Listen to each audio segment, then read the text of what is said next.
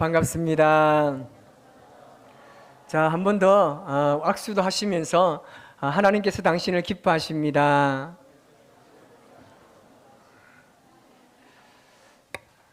여러분의 웃는 모습이 참 아름답습니다. 하나님 보실 때 가장 아름다운 모습인 줄 믿습니다. 파리 올림픽이 끝났잖아요. 이 올림픽 종목 중에 이 높이뛰기라는 종목이 있습니다. 여기 보면 이 현재 동안 사용되어지는 기술 중에 하나가 이 포스베리 이 플롭이라는 기술인데요. 이 기술은 이 가슴과 배가 하늘을 향하여서 이제 바를 넘는다고 해서 배면뛰기라는 말도 있습니다. 이 기술이 선보이기 전에는 높이뛰기가 그냥 제자리에서 뛰든지 아니면 가위뛰기를 한다든지 아니면 앞으로 구르는 기술만 사용했습니다. 그러다가 어느 날 이 딕 보스벨이라는 사람이 있습니다. 이 선수가 다이빙에서 제주를 넘는 장면을 보고 앞으로만 넘지 말고 뒤로 한번 넘어보자 라는 생각을 하게 된 거예요.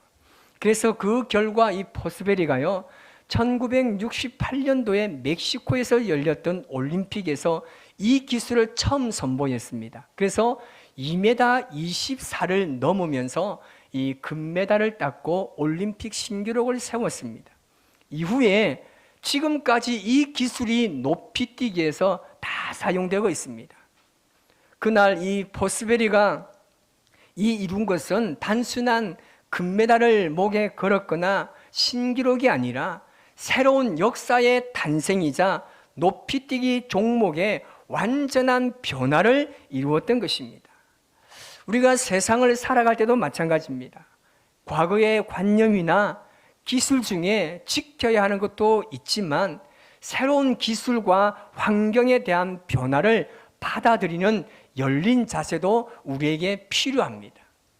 여러분, 편견이란 말을 아마 들어보셨을 겁니다. 아마 우리가 부정하고 싶겠지만 사람은 누구나 다 편견이라는 마음을 조금씩 가지고 있는 것 같습니다. 이 편견을 한자에서 어떻게 이야기하느냐면 치우칠 편자에 볼 견자를 씁니다. 한쪽으로 치우친다는 겁니다.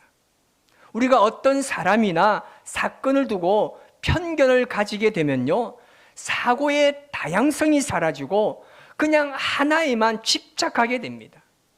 이것은 현재와 미래를 향해서 열려지지 않는 그냥 과거 속에 머물려고 하는 사고라는 말도 할 수가 있는 것이죠.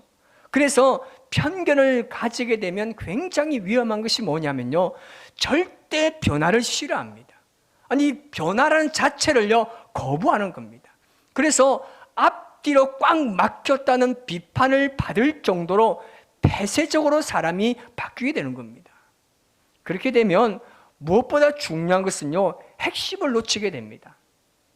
핵심을 놓치면 자꾸만 주변의 것에 집착하게 되는 것이죠.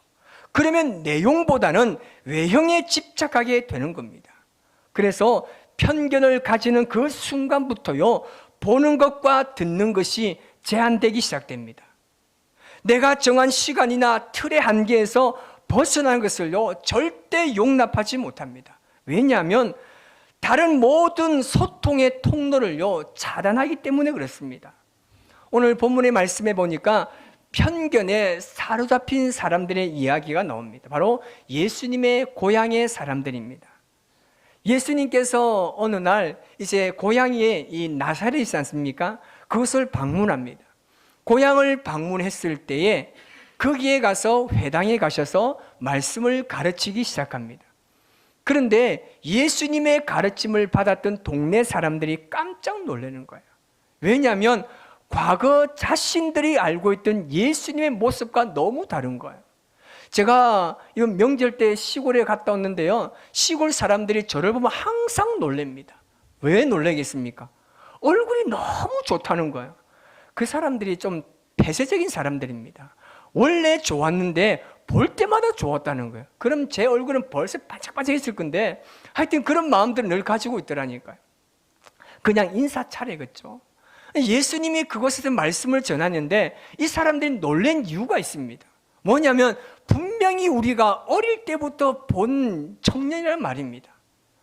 이 청년이 소문을 듣기로는 어디 좋은 직장에 갔거나 아니면 좋은 대학에 가거나 아니면 뭔가를 지식을 배우는 놀라운 학문을 가진 사람이 아닌데 어떻게 우리에게 말을 하는데 이렇게 이 말에 지혜가 있고 이 말에 권능이 있는지 도저히 이해가 안 되는 겁니다. 이게 뭐라고요?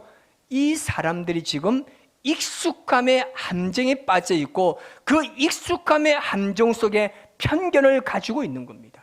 그래서 이상하게만 생각하는 거예요. 오늘 본문 2절 말씀을 다 같이 한번 읽어볼까요?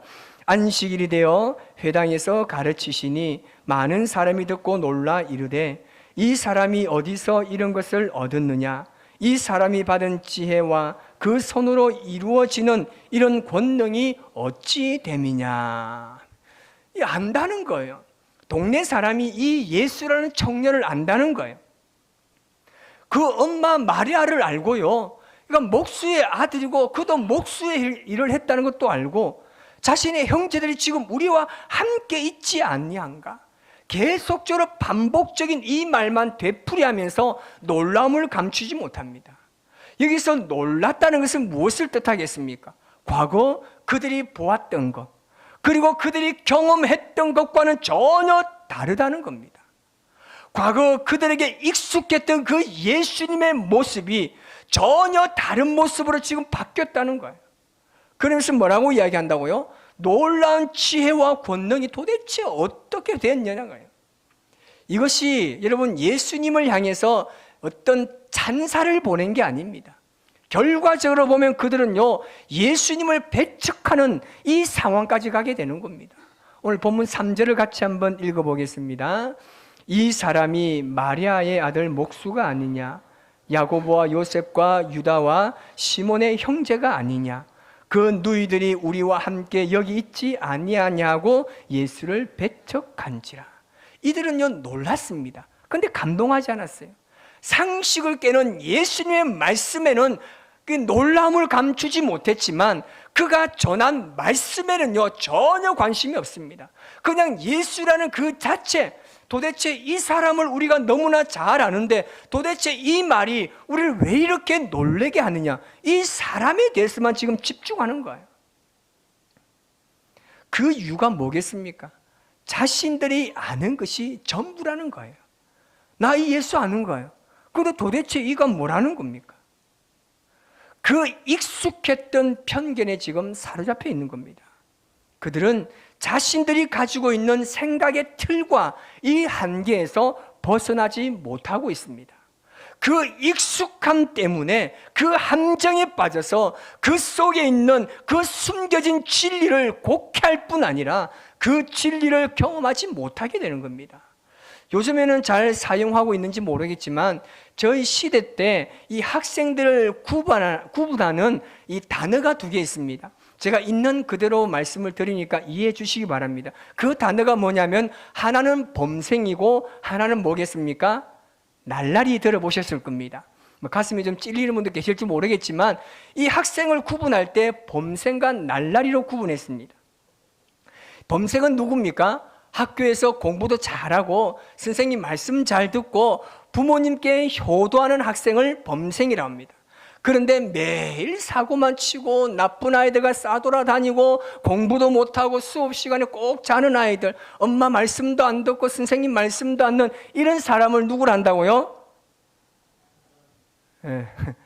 말하면 들킬 것 같습니까? 이 날라리라고 이야기하지 않습니까? 이 범생과 날라리에 대한 이런 유머가 있습니다. 범생이 지각하면요 이렇게 했습니다. 어젯밤에 참 공부를 열심히 해서 늦었구나. 괜찮다고 막 칭찬한대요. 근데 날라리가 지각하면 뭐라고 합니까? 이 자식 봐라. 어젯밤에 친구들랑 막 싸돌아다니면서 놀아서 늦었지라면서 막 매를 든대요.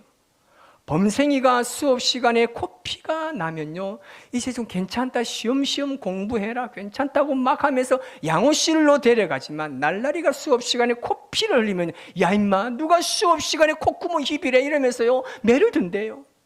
범생이가요 성적이 오르면 참 잘했다, 절대 자만하지 말고 더 열심히 해서 인솔 알겠지 막 이런대요. 근데 날라리가요 열심히 공부해 성적이 오르면요 너 컨닝했지? 누구 보고 뺏겼어? 막 이렇게 이야기한대요. 참 이것은요, 이 사람의 편견이 어떤 것인지를 보여주는 웃지 못할 이야기입니다.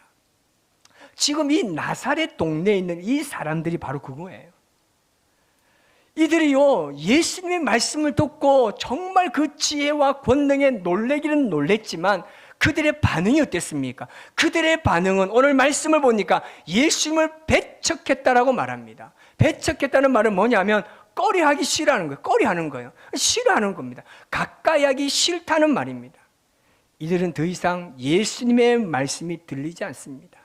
예수님의 권능도요, 이들은 보지도 못합니다. 그들의 눈에 익숙했던 예수님의 모습, 그 편견은 그들의 성숙을 방해하고 변화를 거부하게 된 겁니다. 여러분, 편견 자체도 무서운 것이지만요, 편견에 감정이 섞이면요, 더 위험해집니다. 감정적 편견을 가지게 되면요, 누군가를 바라볼 때 그 사람의 모든 것이 싫어지고요, 미워지는 거예요. 이유 없습니다. 그냥 싫어지는 거예요. 그가 하는 말과 행동이 마음에 들지 않는 거예요. 그래서 편견은요, 반드시 차별을 가지고 옵니다. 그들은 이미 예수님의 말씀에는 관심이 없었습니다. 마치 그냥 잘 알고 있는 청년들에게 그냥 너 참 잘했구나, 참 잘 컸다라고 그냥 비아냥거릴 뿐입니다. 그 이유가요, 예수님이 자신들보다 더 뛰어나는 것처럼 보였기 때문에 이것을 견딜 수가 없었던 것이죠. 그래서 예수님을 조롱하고 적대시하면서 이제는 예수님의 말씀이 들리지 않냐고 그들과 함께 할 수 없었습니다. 예수님께서는 자신의 말씀을 듣고 적대시하는 그들을 통해서 어떻게 하셨습니까? 씁쓸한 마음을 그대로 표현합니다. 오늘 본문 4절 말씀을 같이 읽겠습니다. 선지자가 자기 고향과 자기 친척과 자기 집 외에는 존경을 받지 못한다고 말씀하고 있습니다. 어설픈 친숙함과 어설픈 지식은요, 더 깊고 바르게 아는 것에 방해가 될 수 있습니다. 알고 있던 것이기 때문에, 이미 익숙한 것이기 때문에 자기 자신을 되돌아볼 생각은 하지 않습니다. 이것이 편견에 사로잡힌 사람들의 삶의 태도입니다. 여러분, 간혹 그런 분들이 있습니다. 주일에 오면 이제 이 주보를 보잖아요. 주보 보면 오늘 본문의 설교 보고 제목 봅니다. 아, 우리 목사님 설교 뻔하네. 다 아는 내용이잖아요. 이게 여러분 편견의 감정이 섞이고 그 감정은 결국은요, 교만으로 드러나는 겁니다. 디트리 본헤퍼라는 목사님이 그런 말을 했습니다. 우리 사이에 예수 그리스도와 말씀이 주체가 되지 않으면 저와 여러분의 관계는 도둑과 강도와의 관계와 다를 바가 없는 관계입니다 라고 이야기했습니다. 저와 여러분이 인간관계 이전에 말씀으로 맺어진 관계가 되어야 됩니다. 여러분, 제가 말씀을 전하지만 이 말씀이 하나님의 말씀으로 들려지기를 바랍니다.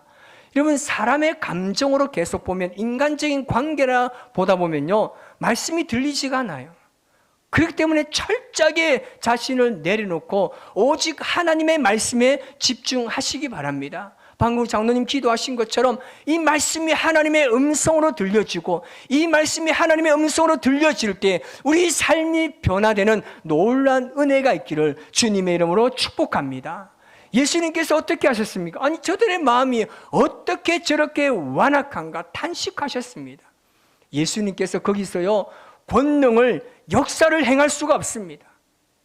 그래서 다만 소수의 병자에게 안수하고 고쳐주시면서 그들이 믿지 않음을 이상하게 여기셨습니다. 우리 안에 이런 편견들, 한쪽으로만 생각하고 고집하는 삶을 살고 있지는 않습니까? 내 생각과 사고를 상대방에게 투사시키려고만 하고 있지는 않습니까? 우리는 예수님의 생각과 그 마음을 품어야 합니다. 예수님의 마음을 내 생각과 판단의 중심에 올려놓아야 합니다. 그리고 우리는 예수님의 주권을 인정해야 됩니다. 왜냐하면 우리 스스로가 판단력이 부족하기 때문에 우리가 늘 기도할 때마다 성령님 지혜를 달라고 기도해야 됩니다. 예수님의 마음을 달라고 기도해야 됩니다. 주님의 진리와 생명을 향해서 우리가 하나님을 향해 나아갈 수 있는 믿음을 달라고 기도해야 하는 것입니다. 나사렛 동네에 있는 사람들의 모습을 보면 그들의 마음에 지금 뭐가 있습니까? 자만심과 교만이 깔려 있습니다. 교만함이 깔려 있습니다. 예수님의 능력이요 아무리 행하려고 하지만 그들의 자만심과 교만이 예수님의 능력을 지금 자기 스스로가 지금 절제시키고 있는 거예요. 하나님께서 그 동네에 가서 얼마나 능력을 행하고 싶겠습니까? 자기 동네인데, 자기 어머니가 계시고 자기 형제가 있고 어릴 때부터 보았던 동네 사람이 있는데 하나님 말씀을 듣고 그들이 온전히 순종했다라면 예수님께서 거기서 충분한 능력을 행하였을 것이지만 그들이 예수님 말씀을 받지 않음을 통해서 예수님은 거기서 권능을 행할 수가 없었습니다. 여러분, 탈무드에 이런 말이 있습니다. 모든 인간의 불행은 교만한 자의 뒤를 따라오고 모든 행복은 겸손한 자의 뒤를 따라온다라는 말이 있습니다. 예수님께서도 자기를 낮추는 사람을 높아지게 하신다고 말씀하셨습니다. 우리가 스스로 낮아지면 주님이 우리를 높아주시는 겁니다. 우리를 높여주시는 거예요. 여러분, 겸손이란 뭡니까? 자기 자신을 낮추는 것인데요, 무조건 자기 자신을 깎아내리는 것이 아니라 다른 사람을 존중하고 사랑하는 마음으로 스스로 낮추는 것을 겸손이라고 합니다. 여러분, 이 겸손에서 여러분 자존감이 있나요? 우리가 겸손해질 때 여러분 우리를 가장 방해하는 것이 무엇이겠습니까? 자존감입니다. 내가 이 사람보다 더 낮아진다는 그 자존감 때문에 우리는 겸손하지 못합니다. 겸손에 대해서는요, 우리 자존감은요 문제가 되지 않습니다. 왜냐하면 자기 자신을 존중할 줄 아는 사람만이 다른 사람도 존중할 수 있기 때문입니다. 진정한 겸손은 자기 자신에 대한 존중에서 나오기 때문입니다. 자신과 타인에 대한 존중에서 비롯되는 겸손함이 진짜 겸손함입니다. 예수님의 마음을 품고 세상을 향해서 편견을 깨트리고 본질을 회복하는 것이 바로 우리 그리스도인의 삶인 줄 믿습니다. 여러분, 그러기 위해서 어떻게 되겠습니까? 상대방을 존중해 줘야 합니다. 그 사람을 존중하지 못하면요, 그 사람의 말 자체를 여러분 듣기 싫어합니다. 특히는 교회에서 이런 일들이 얼마나 많습니까? 여러분, 절대 남의 말을 뺏지 마시기 바랍니다. 아무리 그 사람의 말이 잘못되었고 내 생각과 판단이 옳다 할지라도 중간에 그 말을 뺏는 것은 그 사람의 인격 자체를 무시하는 것과 마찬가지입니다. 사람들은 본능적으로요, 교만한 사람에게 등을 돌리게 되어 있습니다. 내 앞에서 잘하는 것 같죠? 말 들어주는 것 같죠? 그러나 교만한 사람에게는 그 사람의 마음이 이미 등 돌리고 있다는 겁니다. 그렇지만 겸손할 때는 사람들의 마음속에 있는 그 사람에 대한 감동의 메모리가 자꾸 나오기 시작합니다. 우리가 겸손하면 하나님께서 어떻게 우리를 높이겠습니까? 주변에 있는 사람들이요, 우리의 아름답고 좋은 점을 말하게 함으로써 우리를 높여지기 시작하는 겁니다. 여러분, 편견을 내려놓지 않으면요, 이 믿음의 세계, 하나님의 세계에 들어갈 수가 없습니다. 경험할 수도 없는 것이죠. 편견을 내려놓으려면요, 나에게 편견이 있다는 사실을요 인정해야 합니다. 내가 알고 있는 것, 눈으로 본 것, 경험한 것이 전부라고 생각해서는 안 되는 것이죠. 그래서 우리 안에 있는 이것들이요 만약에 있다라면 아마 생각해 보십시오. 내 안에 여러분 적지 않은 편견이요 잔재되어 있음을 확인할 수 있습니다. 그럼 이것을 어떻게 해야 될까요? 계속 씻어내는 작업을 해야 됩니다. 절대 한순간에 편견이 사라지지 않습니다. 가장 중요한 것은요, 성령께서 우리를 도와주셔야 하고요, 우리도 계속해서 이것을 씻어내는 연습을 해야 하는 겁니다. 여러분, 사도 바울을 한번 보십시오. 그가 처음에 다메섹 도상에서 주님을 만나고 그 눈에 비늘이 씌워지고 비늘이 벗겨지는 경험을 했습니다. 나중에 이 사울이요 아라비아로 가서 3년 동안 지냅니다.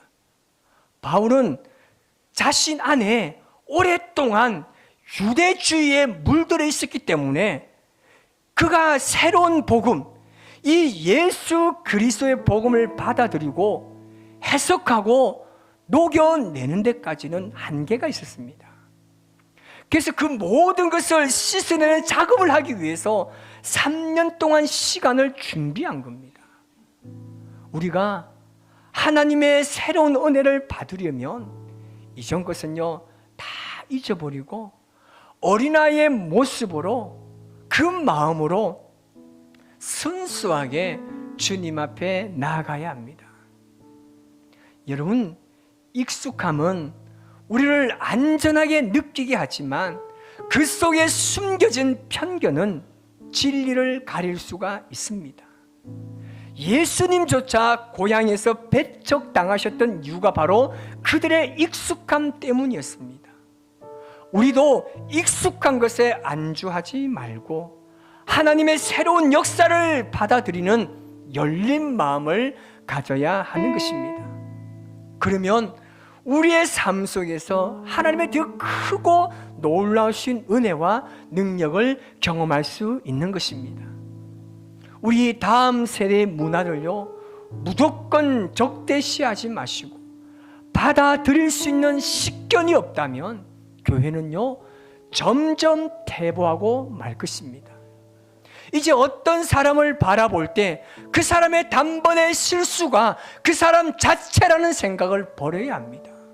그렇지 않으면 그 사람에 대한 편견이 우리의 삶에 계속해서 꼬리에 꼬리를 물고 따라오게 되는 것입니다. 그러면 그 사람의 문제가 아니라 내 신앙이 계속해서 성숙하거나 변화되지 못하는 안타까운 현실을 경험할 수 있는 겁니다.